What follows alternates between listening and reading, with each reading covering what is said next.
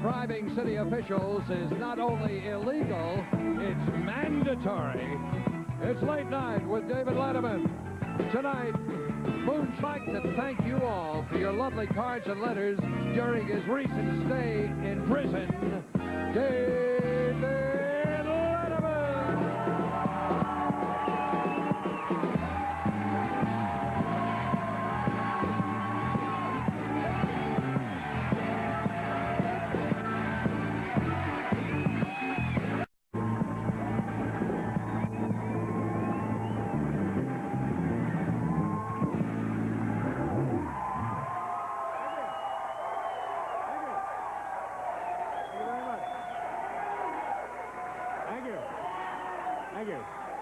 Thank you very much, ladies and gentlemen. Welcome to the show. And excuse me one second here. Pardon me. Excuse me. Hi, welcome to the program, ladies and gentlemen. A little hay fever there on my part. There's an interesting survey in USA Today this morning. Do people read this newspaper, USA Today? Yeah. Well, we're off to a flying start, aren't we? Excuse me. Okay. According to a survey in USA Today this morning, by the year 1992, every person in America will have been questioned by a USA Today poll taker. We'll be all right. Don't worry. We're just heating up. We're just breaking a sweat here. Yeah. You know who Lyndon LaRouche is? That's a sibilant S, isn't it? Yes. How would you describe Lyndon LaRouche? She's a political advisor, activist, that kind of far right. Has some interesting theories, doesn't he? He was quoted in the paper this morning. One of his theories now, he feels that the current wave of terrorism is directly attributable to Queen Elizabeth. And he feels she is doing this to distract world attention from her affair with Bob Keeshan.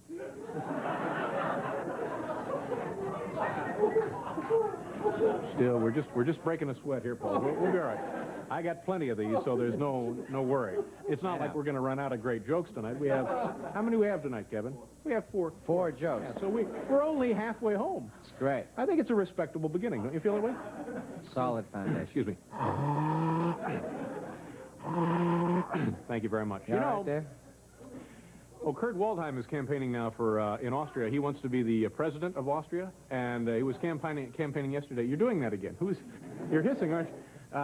And he, during his campaign visit, he was a little elderly short man, ran up and slapped Mr. Waldheim right in the face several times, but it was okay. The thing was handled pretty easily.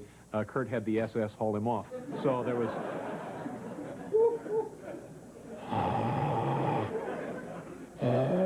Excuse me.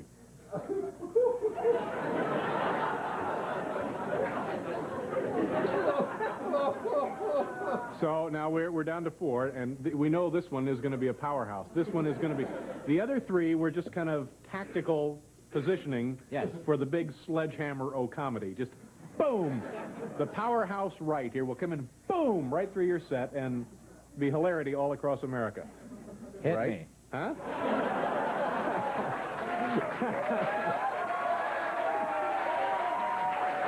Okay. Now, as you know, Paul, when I go home after a big show, I'm kind of groggy, I'm a little woozy, I'm kind of tired. I lie down with damp cloths on my face. And I was watching television last night. I was in one of these conditions where you're kind of half asleep, kind of half awake, and you don't really know whether you're hearing something on the television or you're dreaming it. Well, that's what I was doing last night, and I remember hearing this phrase, sudden acceleration could cause your drive shaft to break. Now, I don't know if they were talking about a Honda recall or this was something on the Ruth Westheimer show. I'm just... Thank you. Thank you. Thank you so much.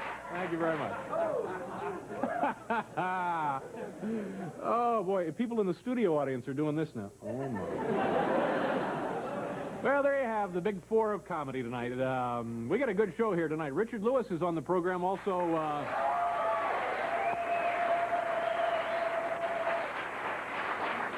And a very interesting, very entertaining, very fascinating gentleman by the name of Garland Bunting, who is a revenue agent. Do we know what that is? He goes around and finds places that are selling liquor illegally and busting up stills and that kind of thing. He's from North Carolina? Wait, are some of you folks carrying tonight? Where is he from? North Carolina. Interesting man. But before we get to all of that, oh, here's Paul. Say hello to our friend, Paul.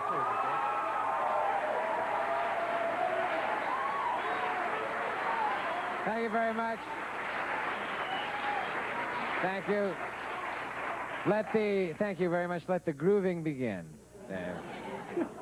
Yeah, oh, like the first part wasn't grooving. No. Well, that's just a preamble, groove preamble now. You know, Abraham Lincoln, our 16th president, was it 16th, Paul? Yeah. Yeah.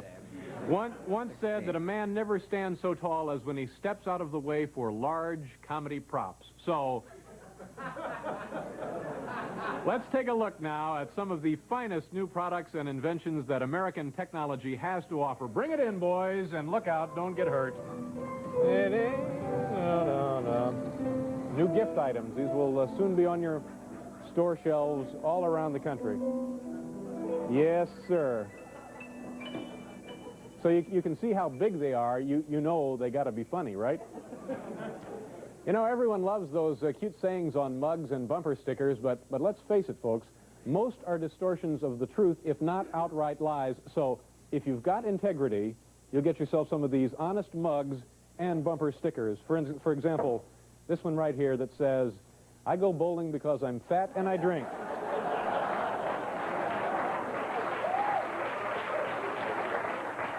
The electricians do it with their wives, or if unmarried, with their girlfriends. And finally, ask me about my grandchildren if you want to hear dull, endless anecdotes. Okay.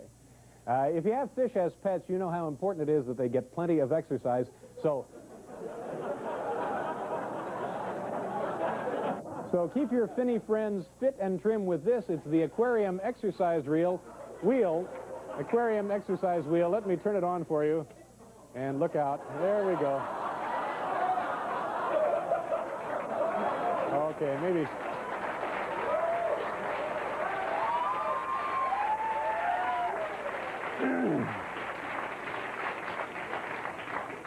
Those, of course, are just prop fish.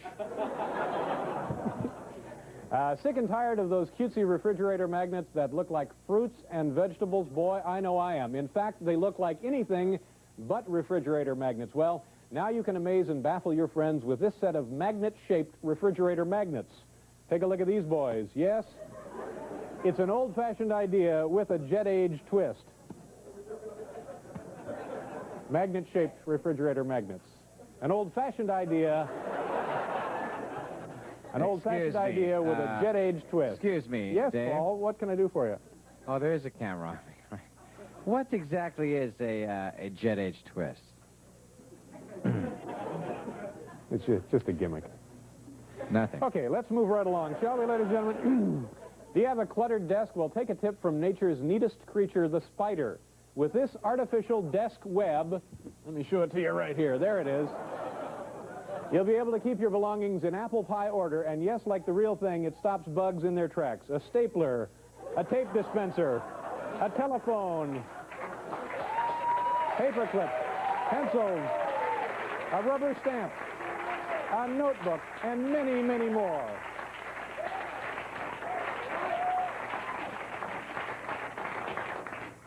Why, thank you. On Sunday, May 25th, millions of Americans will join hands in a line from coast to coast to celebrate Hands Across America. But filling out the line in sparsely populated areas could be a problem. Well, that's the idea behind this specially tailored jacket. It's a fashionable way...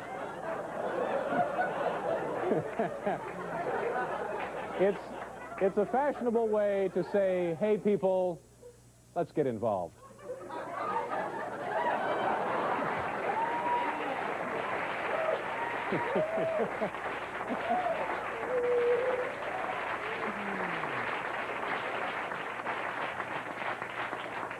This has turned out to be a lot of fun, hasn't it? Anyone who's ever slept in a bed knows the nuisance of having to constantly flip your pillow over to the cool side of the pillow. Well, that's why you need this mechanical pillow turner. It does all the work, allowing your blissful sleep to continue uninterrupted. And it's ideal for infants. Turn it on, boys. Turn it on, boys. Well, his drive shaft is broken. Okay, I think we all... Oh, there it is.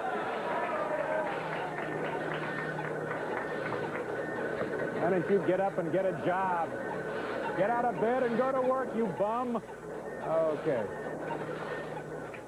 Yeah, I think the sound effects help.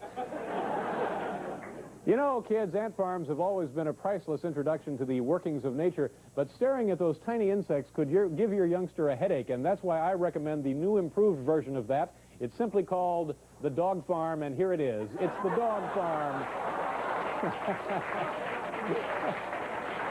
Hours of fascinating fun and storage easily in a second home or warehouse. Hi, boys.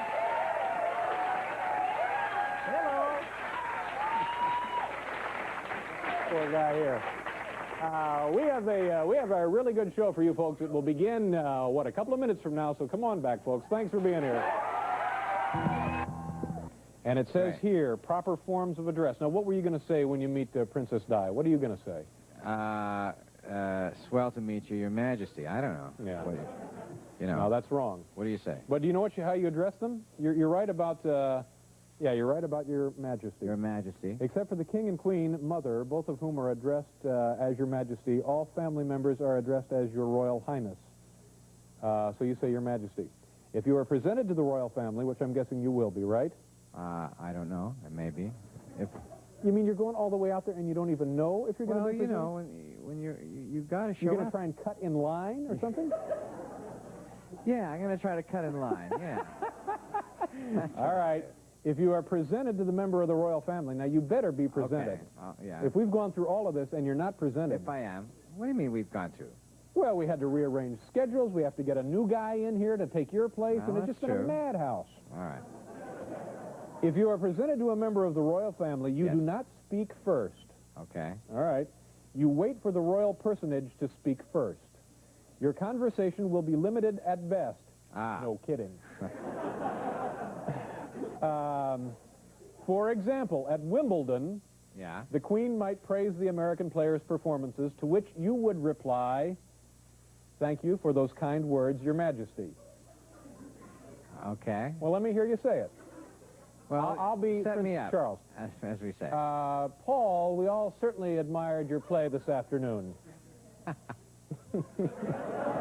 No. Excuse me, Your Majesty. No. You don't look at him with that goofy grin, Paul. You admired... I'm sorry, Your I'm Majesty. pretending I saw you play at Wimbledon, like it says here in the book. Oh, yes. We we certainly were impressed with your level of play this afternoon. Thank you for your kind words, Your Majesty. Would that be a... Yeah, that's acceptable. Do you want this? I better take that with me. All right, we'll hang on Give to me that that book, and I won't let you down. Now, but call us tomorrow when you get to I'm Vancouver. going to call as I'm just slipping into the hotel. collar and the... Yeah, as you're getting ready. And go to Stanley Park. Have you ever been to Stanley Park? No, I'll go there. That's a beautiful city. Who should I ask for over there? Do you know anybody? Ask for anybody you want. You have I don't a contact there? No, with Captain Bob. He'll be there. Bob. Okay. We want to show you. Do we have time to show the logo or just get on with it? Somebody tell me. Huh? Do it? Okay, this is now the official logo that will be seen every night on this television program. Can we roll that, Hal? This is how we'll end our day of broadcasting here at NBC. There it is, the official handshake from the General Electric Corporation. There it is. No, I don't think so. Okay,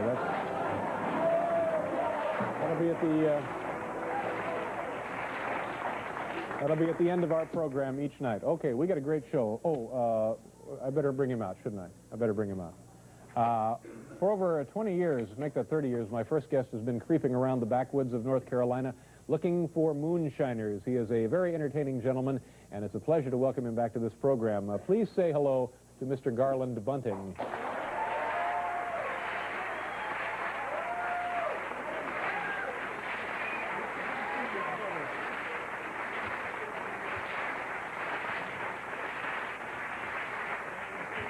I'd like to say one thing. Go right ahead. My wife told me if I didn't announce that it was our 25th wedding anniversary, I knew there was going to be a big argument when we got back home. Well, you don't want that. No, because we divide the house up. She takes the inside and gives me the outside. So I don't want Okay. Been married 25 years. I've been, yep. Congratulations. 25 years. What is What is your wife's name? Colleen. Oh, well, give her my best, please. Right. She's back there. Okay, well, I'll see her later, friends. Right. Now, the last time you were on the show, this book had just come out. It's Moonshine. It's a life in pursuit of white liquor, which is, I guess, what you do. Is that correct? Explain to us now, are there still bootleggers? Are they selling alcohol illegally? What is it that you do? What's the biggest problem for you, and how do you spend your day?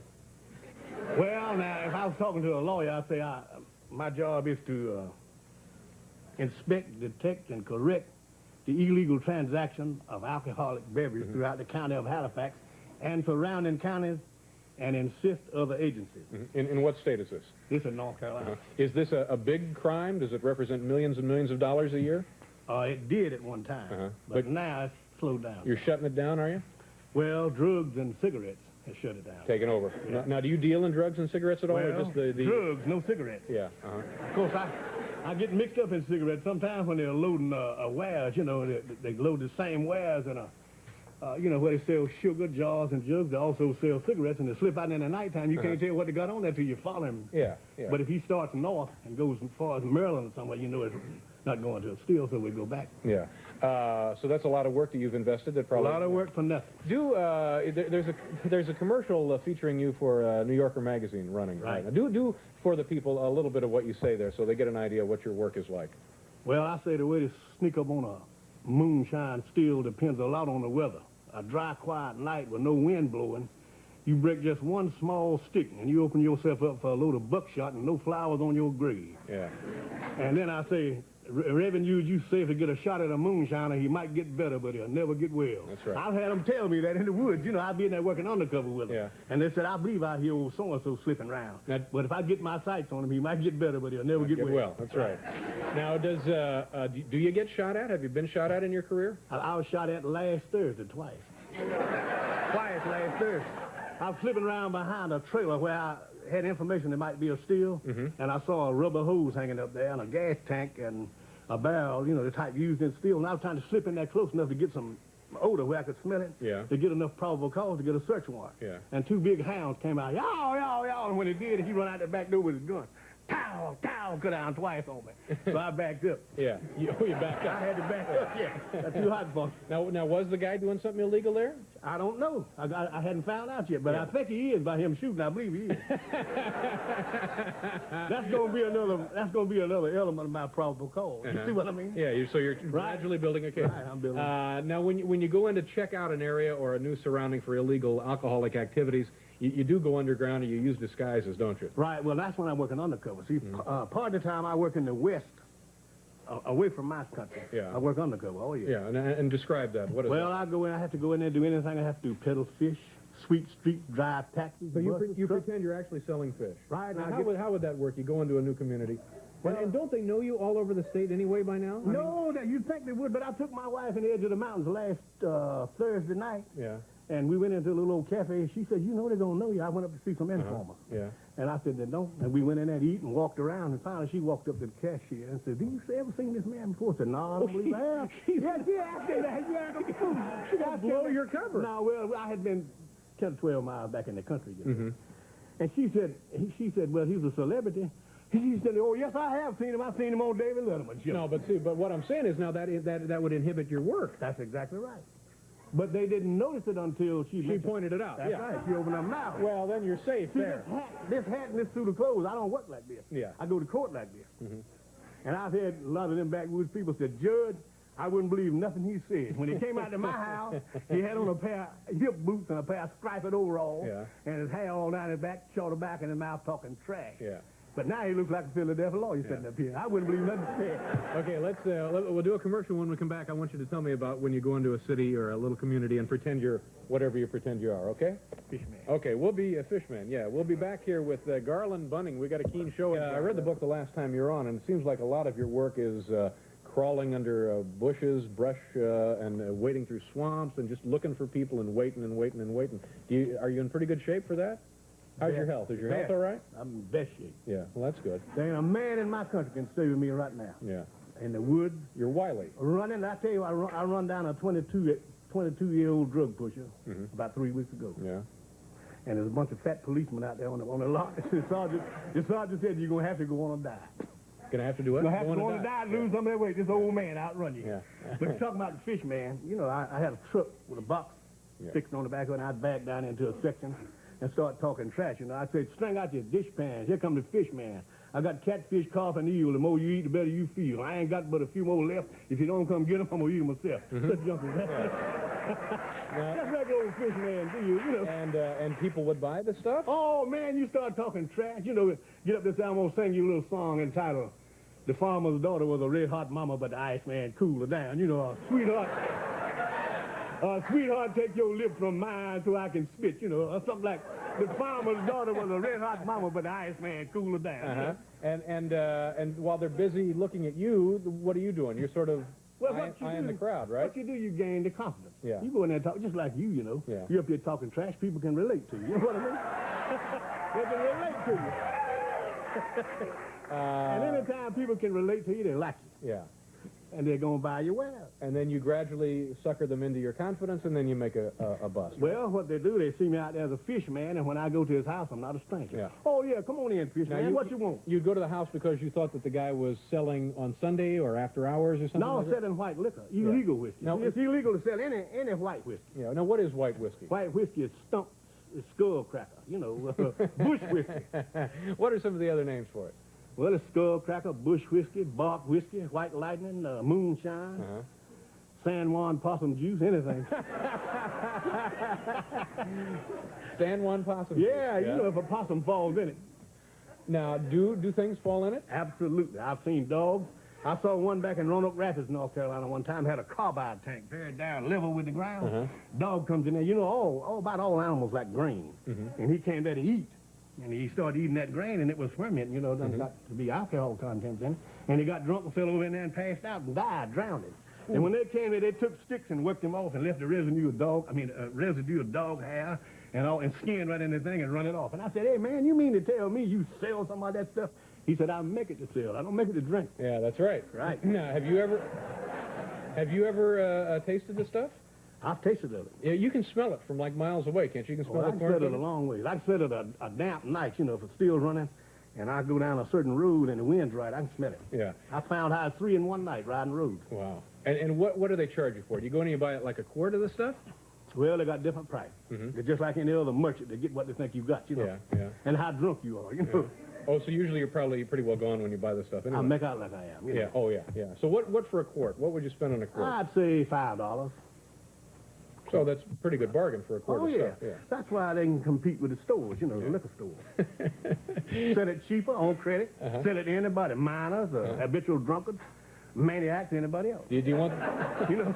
Do you want that with or without dog hair? Right. Well, you don't know what you're getting, really. You don't know what you're getting. The new moonshine light, no dog hair. In fact, what they're actually making in there is wood alcohol, ethyl alcohol, and grain alcohol. Well, this stuff will kill you, won't it? Man, it'll kill your soul and run your hide up a tree. I'm telling you. Which is, by the way, worse than being dead. Now, do you find that you've been doing this for 30 years? How much longer are you going to continue it? I don't have no idea. Yeah. Do you find young people wanting to get into this? Do you ever have to break in a new guy? Yeah, oh yeah. Now, we broke in a new agent. You know, they said they want me to initiate, you know, so I went to a still, and they couldn't find this still. It was kind of hard to find. So they called me, and I went over there. And what happened, they trailed up to a reed mash, and what he'd done, he laid a board down and gone through the reeds up on a log, and the trail played out. Anyway, I went on there, and I said, have you circled? They said, no. So I circled, hit the log, went on down to the still, circled off to the left, and I shot 3 times to let them know I had found a hot still and which way it was going. In a few minutes, I hollered for somebody to come get me. Yeah. Come in there, you know. Yeah. Well, this violator, he crossed the creek 3 times. I'd run him to death, what I'd done, 19th day of July, and he fell out, foam coming out of his mouth. And I hollered for some help, and they sent this new agent, a brand new law student out of law school. How old a kid was he? Oh, he was old enough, 21, 22, 3 years old, but he was out of law school, you know. And he said, what happened? I said, nothing happened. I shot the SOB. He said, you mean you shot him? I said, yeah, if you don't believe it, turn him over. And see, there's 3 holes in his back. He said, what did you call me in here for? I said, well, he used to carry some $100 bills in his pocket. And I go watch. I said, I'm going to match you to see who gets to go watch and who gets the $100 bill. And then we're going to bury him in here and camouflage his grave. He said, wait a minute, man. I can't have no part of nothing like this. I put my hand on my gun. I said, you can't? And I thought he was going to have a stroke to hit it through. And I had to come around. I said, no, I didn't shoot him. Really, I didn't shoot him. He said, wait a minute, man. Don't never do that no more. Said, I've heard about some of your cables, but you like to make me have a heart attack, man. Yeah. But anyway, we took him on back to the steel. took him on back to the steel. Yeah. He was still shaking when we got back to the steel. And I asked him, I said, did y'all catch the one went to the right? They said, we didn't know one went to the right. I said, oh, yeah, one went out through here. So I took him out through there. I said, let me show you how to catch a man that's snoring from a steel. It was 5 miles back in there to another opening, you know, and I knew he couldn't get nowhere. So I trailed him in about 400-500 yards, and I smelled that old mashing stuff on his seat, because it's in honeysuckle vines. And the 19th day of July, you know, honeysuckle smell good, yeah. So I said, hold on, I smell him. He said, what? I said, I smell him. He said, you go to hell. You don't smell him. I said, you watch him now. I said, the trail's played out right here. But you watch him now. He's around here somewhere, but I'm going to make him come out. I said, well, the trail's played out, and I don't know which way it went, but I'm going to shoot all through these bushes in here and see if it's in here anywhere. He said, hey, man, don't you shoot in here. All right. And that young lady tells that thing to this day. Garland, nice to see you. Yeah. Happy wedding anniversary. Thanks for being here. Garland Bunning, we'll be right back, folks. Your Majesty. Let's hear it. Thank you for those kind words, Your Majesty. Yeah. I'm ready. I'm set. I'm set for the royal hang. Now ask them if they've ever seen the program. They've never seen the show, have they? Well, they might. I hear they get cassettes, VHS cassettes, sent over to them in the United States. Tomorrow on this program, Paul won't be here, but we have a great show anyway. Clint Eastwood will be here, Charles Grodin, and a Royal Lipizzan stallion. I'm sorry, excuse me. That's Clint Howard, not Clint Eastwood. Forgive me, I'm sorry. He's Ron Howard's brother. Ron Howard's brother. But I won't be here, but I will be calling in. You'll be calling in. We'll be talking to you on the phone. Into my tux for the royal. Hours before your royal hang. Yeah. Later in this program, Richard Lewis will be out here. You know, it's time now for a cable television quiz. You know, some sort of a madman interrupted HBO the other night, and so we have a little quiz prepared for you. And if you have HBO or you just watch TV or bored silly like the rest of us, you could take this little quiz with us. Here we go. Question number 1. Your cable TV installer gives his most careful attention to A, minimizing the interference from your home wiring, B, maximizing the cable television signal, C, casing your home for valuables. That's the truth. That's the truth. Most of these people have done time.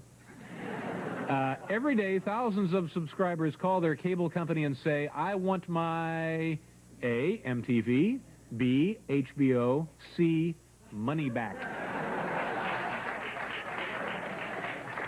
I'm telling you, these cable people are pinheads. People who didn't pay to see Moving Violations, the motion picture Moving Violations, in the theaters are A, enjoying it now on HBO, B, renting it to show to their friends on VCRs, C, lucky. Number 4, we're all the way to number 4 now.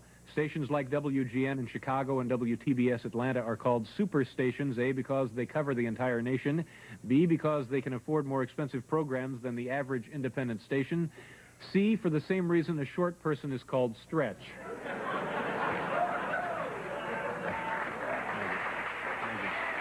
Thank you so much. Thank you. Thank you. Thank you for those kind words, Your Majesty. Scrambling their signals by cable channels, A, thwarts video pirates. B, is currently a very controversial practice. C, actually improves the movie Police Academy 2. Similar to an earlier joke. Number 6, statistics indicate that over 65% of all cable programming is A, sports, B, movies, C, Ginsu night ads.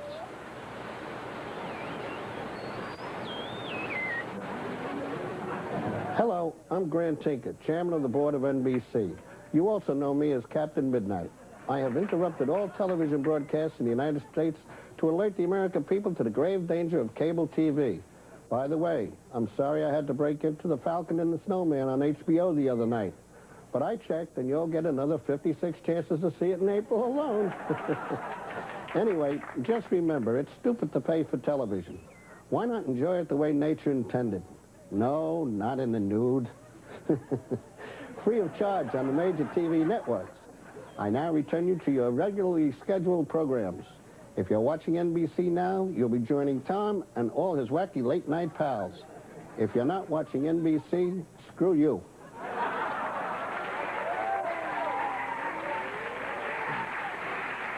Customers say that the best thing about HBO is it lets you watch movies without A, standing in line, B, paying $6 for a ticket, C, wearing pants. Well, there you have our little cable television program quiz for you tonight.